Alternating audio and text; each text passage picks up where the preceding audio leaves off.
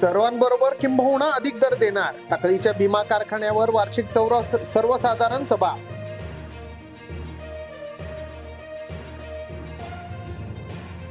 विद्यापीठातील बाळासाहेब ठाकरे अध्यासन सुरू करण्याची मागणी, सिनेट सदस्य पवार युवा सैनिकांची निदर्शने.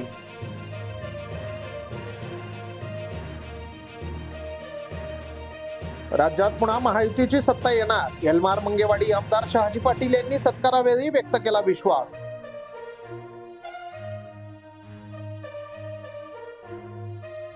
सावंतांना विधान परिषदेवर घेण्याच्या मागणीसाठी रक्ताने लिहिले पत्रे, माढ्यासह जिल्ह्यात शिवसेना बळकट करण्यासाठी प्रयत्न केल्याने मागणी.